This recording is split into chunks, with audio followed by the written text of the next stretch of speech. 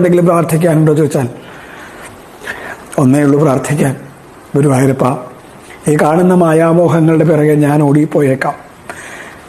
മായാമയനായ കണ്ണ, നിന്നെ ഞാൻ മറന്നുപോയേക്കാം.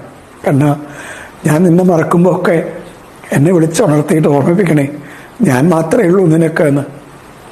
ഈ ലോകം ശോകമയമാണ് എന്ന് ശങ്കരാചാര്യർ പറയുന്നുണ്ട്.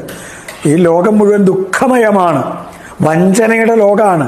നമ്മൾ പ്രതീക്ഷിക്കുന്ന സ്നേഹമൊന്നും ഇവിടെ ഇല്ല. ഈ കാണുന്ന പുഞ്ചിരിക്ക് അങ്ങാപ്പുറത്ത് വഞ്ചനയുണ്ട്, നമ്മൾ അറിയാണ്ട് പോകുന്നുണ്ട്. ഈ ലോകത്തെ ആശ്രയിക്കാൻ കണ്ണൻ മാത്രമേ ഉള്ളൂ. പക്ഷെ ഞാനതറിയില്ല. ഞാൻ ഈ മായാമോഹങ്ങൾക്ക് പുറകെ ഓടും. കണ്ണാ, മുറുക്കെ പിടിച്ചോളണേ. കൊച്ചുകുട്ടികൾ അമ്പലത്തിൽ ഉത്സവത്തിന് ചെല്ലുമ്പോൾ ഗംഭീരമായ വെടിക്കെട്ടും ആനയും കുടമാറ്റമൊക്കെ കാണുമ്പോൾ ആനയുടെ അടുത്തേക്ക് ഓടും. ചിലപ്പോൾ വെടിക്കെട്ടിന് മുമ്പിലേക്ക് ഓടും. പക്ഷെ അമ്മ മുറുക്കി പിടിക്കും വിടാണ്ട്. അതുപോലെ ഈ മായാമോഹത്തിന് പുറകെ ഞാൻ ഓടുമ്പോൾ, കണ്ണാ, നിന്നെ ഞാൻ ഉപേക്ഷിച്ചു എന്ന് വരാം, നിന്നെ ഞാൻ മറന്നു എന്ന് വരാം. പക്ഷേ കണ്ണാ, നീ എന്നെ മുറുക്കെ പിടിച്ചോളണേ, എൻ്റെ കൈ വിടാണ്ട് പിടിച്ചോളണേ. അതിനൊരു പക്ഷെ വേദനകൾ തന്നാലേ പറ്റുള്ളൂ. അങ്ങനെയായാലും വേണ്ടില്ല കൃഷ്ണ. കുന്തിദേവി പ്രാർത്ഥിക്കണല്ലോ, എനിക്ക് വേദനകളെ തരൂ കൃഷ്ണ, എനിക്ക് സന്തോഷമൊന്നും വേണ്ട, ദുഃഖം തന്നാൽ മതി. കാരണം ദുഃഖം വരുമ്പോഴാണ് നമ്മളെ കണ്ണനെ ആലോചിക്കുക.